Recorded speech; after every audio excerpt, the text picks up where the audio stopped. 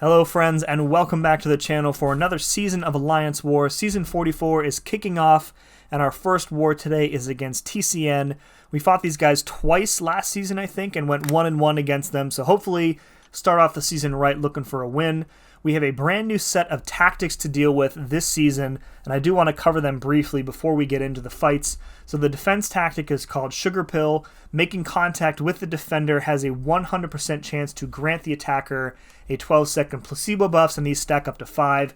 And then whenever any buff expires or is nullified from you, the opponent has a 33% chance to get passively unstoppable. So tactic defenders, especially Mystic tactic defenders, are very strong this season, and if you don't have a buff immune champ or a way to counter the defense tactic, a champion with slow, for example, you're going to have a really bad time. But on the other side, we now have access to one of the most powerful attacker tactics they've ever come up with. It's called Decay. It says that attackers are immune to placebo buffs, so right away you bring in any tactic attacker and they are already countering part of what that defense tactic is doing, and every time you trigger a buff immunity, including this placebo one, you inflict a 20% wither debuff on the opponent, also stacking up to 5. So especially for Mystic defenders in the defense tactic, this is going to counter a lot of their natural power gains, so champs like Dragon Man or Mangog, but more importantly, it's also going to help prevent Mystic dispersion power gain if you're not bringing in a straight buff immune champ like Titania or Spider-Man 2099. And then this part is the biggest part. Attackers gain 35% resistance to dot effects for each debuff. This is any dot effect, active or passive, including passive degen, like on Kindred or Mojo.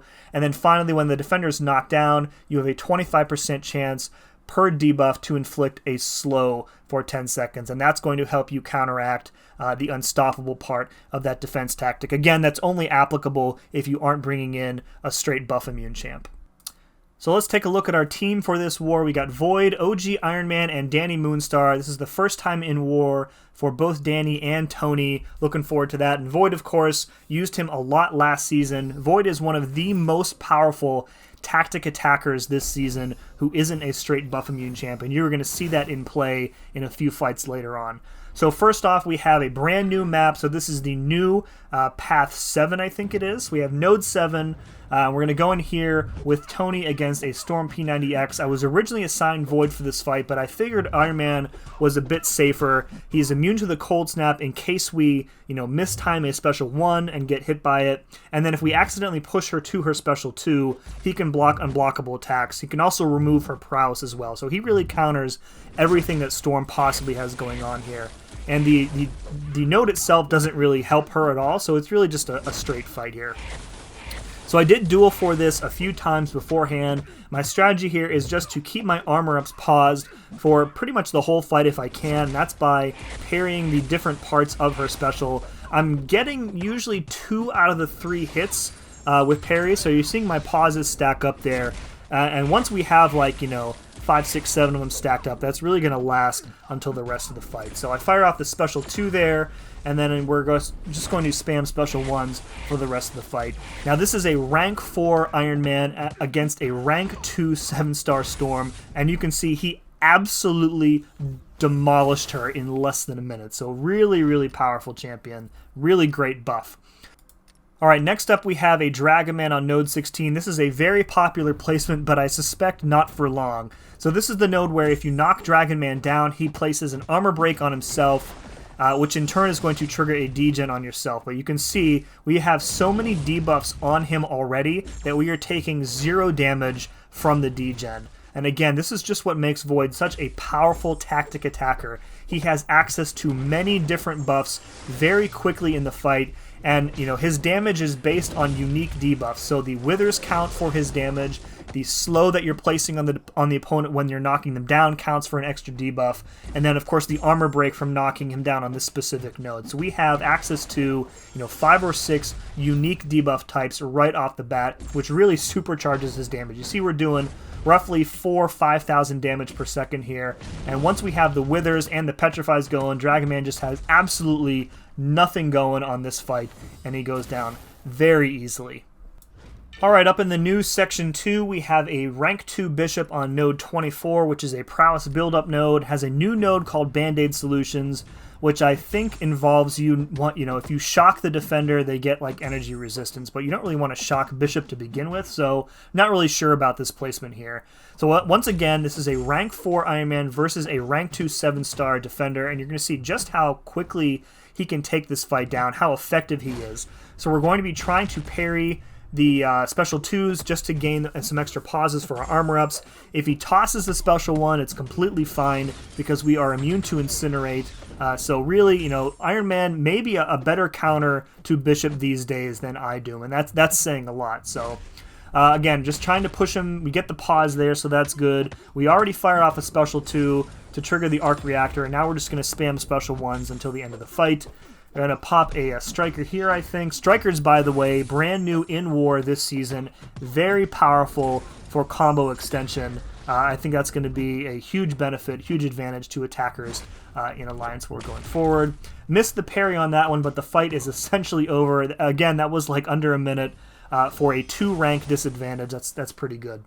All right, we have maybe my favorite fight from this war. This is a ZEMO on the new node 33. Originally, I was assigned Hulkling on my team for this fight, but he was stuck on defense. And I was like, why don't I, bring in Dani? She's at rank 4, Sig 200.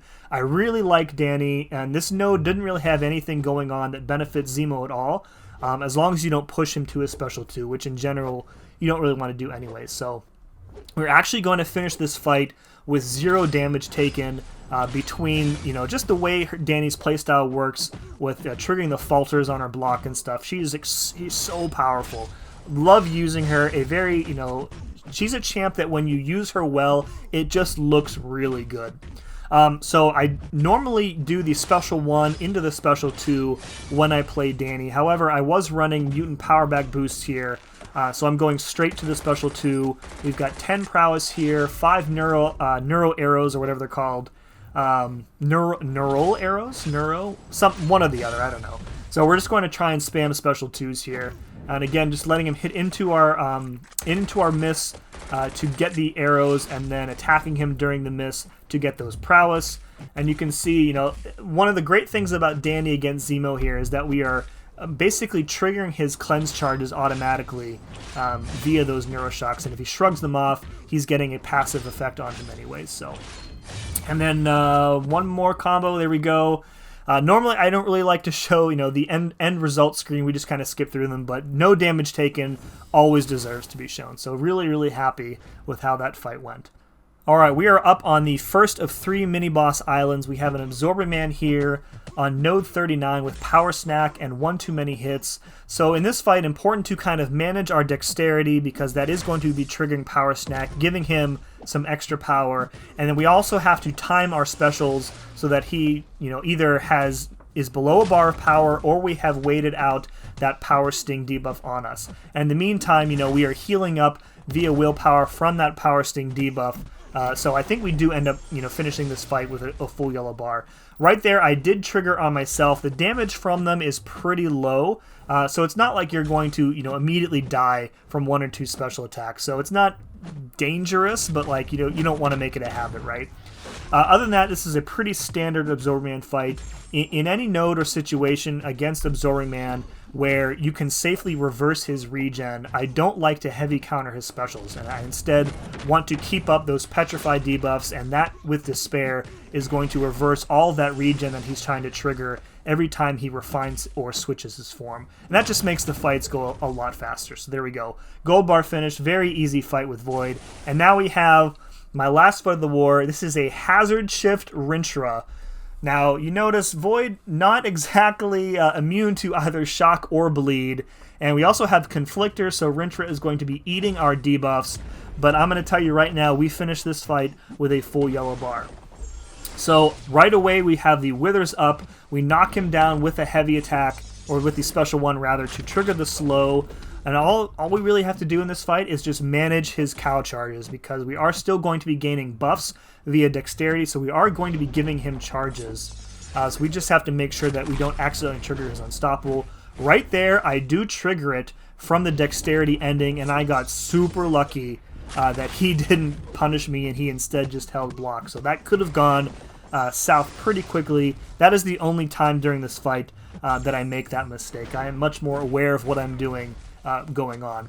So you can see like how many debuffs we're triggering on ourselves from Hazard Shift, and we are just taking no damage from them because of how many debuffs we have applied to RINTRAH. So again, the attacker tactic this season, incredibly powerful, and there are going to be some really great examples, I'm sure, throughout this and the next season of champions like Void taking a fight on a node that he has absolutely no business taking and just powering through it because he's taken no damage here. So yeah, nothing else going on. This is just a standard fight. You know, I'm expecting that, you know, the folks in TCN are probably running Inequity, so that is probably reducing my damage a bit with all the debuffs that are on me from the node.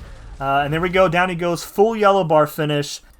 And again, Void, you know, a very, very powerful attacker in this attacker tactic for both this season and next season. Really looking forward to seeing what kind of ridiculous fights I get sent to with him, that he's just going to power through with all that extra access to damage via the withers and also the slow debuff. So we did come out of this one with the win, starting off the season with a 1-0 record. Very, very happy with that. 6 kills, 0 deaths for me. And again, looking forward to the rest of this season. Probably going to see more Void than we did last season, which is very exciting for me as a #1 Void stan in MCOC. So, folks, if you enjoyed this one and are looking forward to the rest of the season, please let me know in the comments below. And as always, thank you very much for watching, and we'll see you again next time.